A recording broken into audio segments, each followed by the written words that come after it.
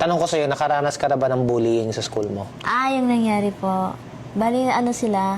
May sarili silang GC. Gumawa sila ng GC, tapos doon nila pinag-uusapan yung... Ikaw, sa susunod, pag may mga nambubuli sa'yo, huwag mo itago sa amin. Sabihin mo sa akin para ako mismo. So, eto na nga mga Habibis. Nandito ako with Lindy Toots.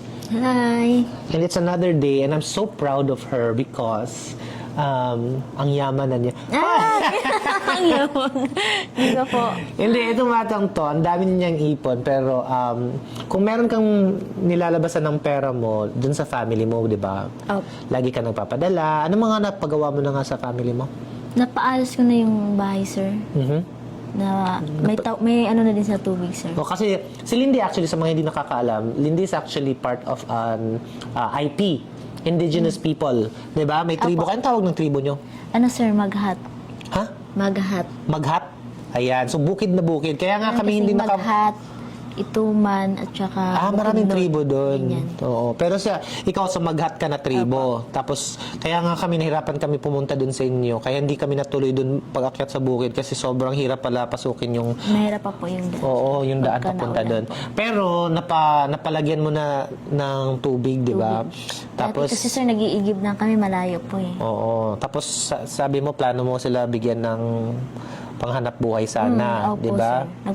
Pinaplanuhan ko po ngayon, sir, kung ano po. Anong plano sa mga tindahan? Ganun siguro? Sari-sari store? Pinag-isipan ko pa po, sir, kasi maraming... Oo.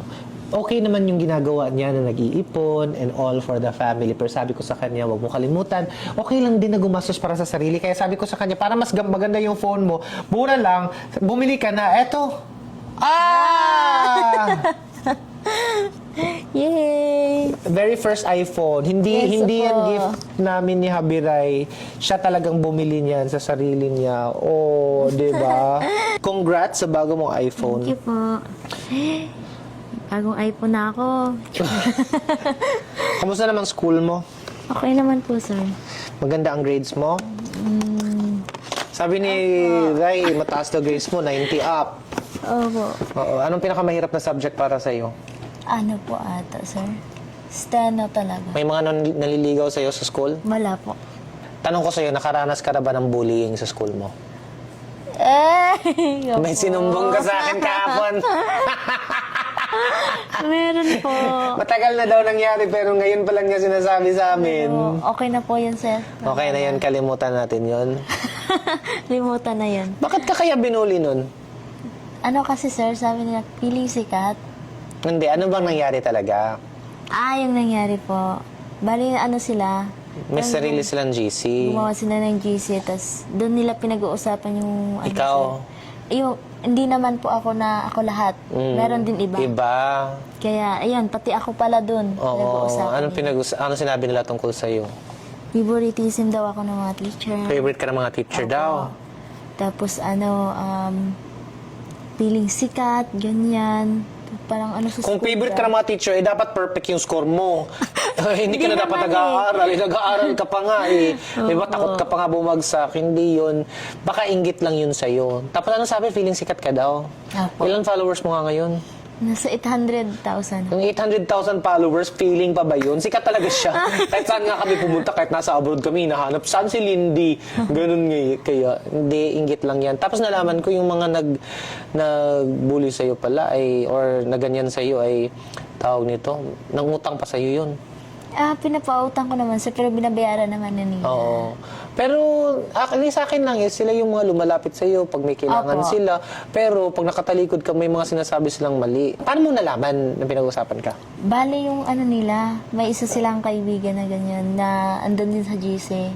Tapos sinend sa akin kasi... Nag-screenshot siya sa GC ng mga pinag-uusapan. bakit daw nila ako pinag-uusapan kasi yung bait-bait ko naman daw po sa kanila. Kaya yun, siya naawa sa akin. Ganun. Oo. Tapos, Tapos nung nalaman mo, anong ginawa mo? ano ko sila, sir, minention ko sila sa GC. May GC kasi. Oo, diniretso mo sila. Opo. Sabi ko, ano bang, kasalanan. Sabi mo sa mga bruha kayo. Ay, hindi po. Sinabi ko, ano bang mali ko? Bakit niyo ako pinag-uusapan? Oo. Dapat, kinausap niyo ako ng personal. Yun naman talaga ang tama. At ang tunay na kaibigan, kung may problema sa'yo, dapat diretsyo sasabihin sa'yo. Opo. Pero may mga tao kasi na pag may kailangan, lalapit sila sa'yo, pag pagtalikod mo, ikaw talaga yung pulutan nila sa chismisan. Ano man sagot nila? Nung diniretso mo sila. Parang wala po silang reply. Tapos nag-ano na lang sila, ng personal message sa akin. Nag-sorry naman. Nangingi po sila ng sorry. Okay na rin. At least nag-sorry naman sila. Sana okay na kayo ngayon. Okay naman po, sir. Bakit? Kasi hindi na sila pumasok ng school. Takot sa'yo. Baka tinakot mo. Hindi po, sir. Baka sinabi mo, susuntukin mo. Hindi po ako ganyan, sir. Sabi ko, pag-usapan namin sa personal. Kasi hindi na sila sir. Alam mo, kahit anong gawin mo sa buhay, meron at meron talagang kontrabida. Kahit ano pang gawin mo, kahit pinakamabuti ka pang tao, meron at meron talagang mahanap na mali sa'yo. Hindi ka pwede maapektuhan sa mga ganun. Kailangan mo focus ka pa rin sa anong purpose mo, bakit ka nandun sa school. Which is, kailangan mong makatapos, di ba? Opo. Para magkaroon ka ng diploma. Opo, Di ba? In fairness naman sa school mo, hinandle naman nila ng maayos, di ba? Pinatawag nila yung ibang students. Opo. So in fairness, that's a good school. Kasi may mga school pag may mga nangyayaring bullying, hinahayaan na lang nila. Sa susunod, pag may mga nambubuli sa'yo, huwag mo itago sa amin. Sabihin mo sa akin para ako mismo pupunta sa school. Hahanapin ko, sino yan? Matatakot yun, sir, sa inyo po. Hindi. At least, ang natuwa ko kasi alam mo kung paano i-handle. Hindi ka nagpa-api. Kinompronta mo. Maayos mo din kinompronta. Hindi mo sila... Minura mo ba? Hindi po, sir. Hindi yan marunong magmura. Ito, walang bisyo. Ayaw magmura. Ang bait-bait ng batang to. Pinipilit ko nga uminom minsan. Uminom ka! Para maka-experience ka ng kahit ganito lang. Yung wine lang. Ayaw talaga. Kailan ka nag-graduate? Ano po, sir? 3 years na po ata. Okay lang yun. Shoutout ka naman sa teachers mong mabait sa'yo. Hello po. Ang dami po nila, sir. Oo. Parang hindi ko naman naramdaman na favorite ka ng teachers mo. Hindi naman po. Parang patas sila naman. lang po yung nag-iisip ng ganyan po. Kasi kung favorite ka, hindi ka na sana pinapapasok at Ayun. dapat pasado ka na lang lagi kahit anong gawin mo, top score ka dapat. Opo. Bakit kaya nasabi nila na favorite ka?